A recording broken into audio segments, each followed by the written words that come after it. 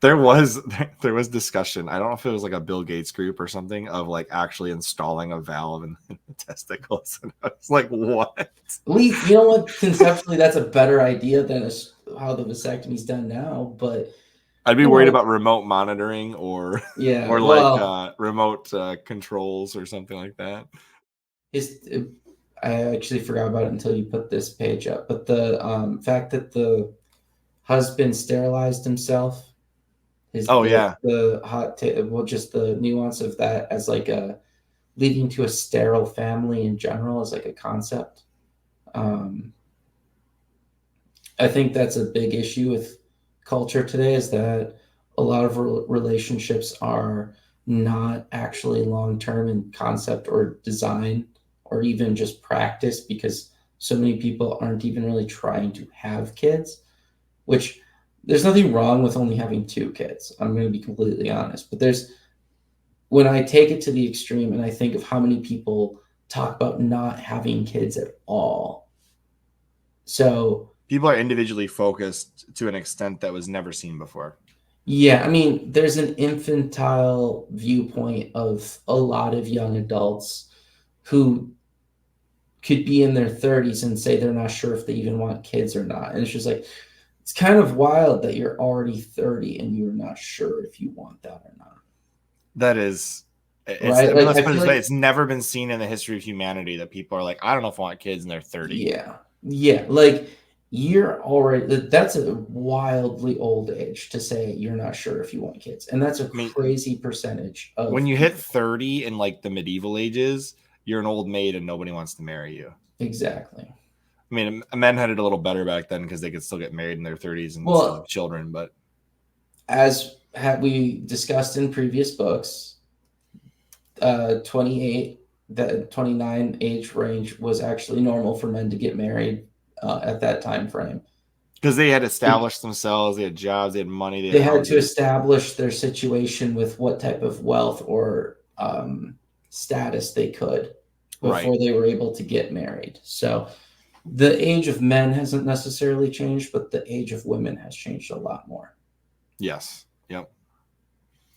And it is like the whole men be like volunteering to be like sterilized. That's what they call it in this book.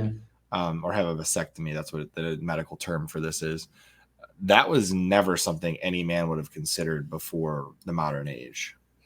Yeah, I mean, to me, it's kind of a wild thing to consider, just from a standpoint of like you want to remove the option, Yeah.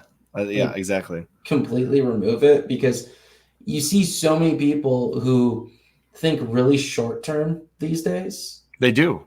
and it's one of those things where you're very high time preference to just think like with the feelings of now instead of, well, I might feel that way now, but what if I change my mind in 2 years? Well, to be fair though, the vasectomies are like mostly reversible from what I understand. Mostly, but it's still a painful freaking procedure. Yeah, It's it not like is. it's not like it's a chill like, oh, we're gonna turn this valve open. there was there was discussion. I don't know if it was like a Bill Gates group or something of like actually installing a valve in the testicles. And I was like, what? At least, you know what? Conceptually, that's a better idea than how the vasectomy's done now. But I'd be you worried know, about remote monitoring or yeah. or like Well, remote controls or something like that. yeah. I'm just saying, like the concept. Too many people, I think, are so short term sighted that rushing into a decision like that is. I don't think many people actually think long term enough.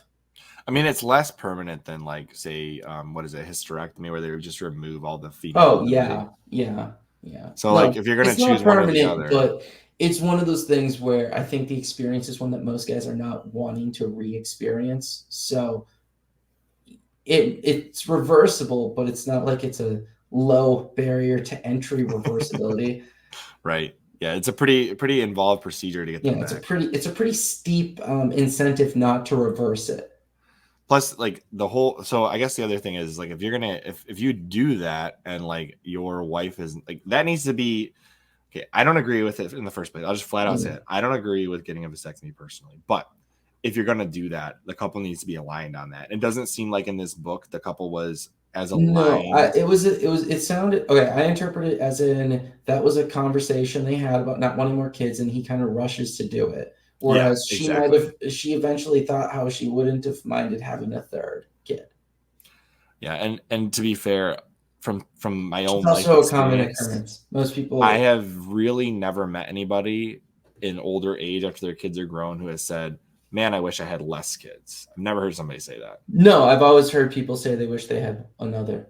Yeah, exactly. Most, especially ones with smaller households. But like that's one of those things where people think short term still. They really do, because like the amount of time that you're raising children is like anywhere between a fourth and a fifth of your life, depending on how long you live. Yeah. And once that time frame's over, it's over. Right. I mean, plus, you know, it never hurts to have more kids. One of them is bound to not Take care of you in your old age. The more you have, the more likely you are to not be disappointed by at least one of them. To not be alone on your deathbed.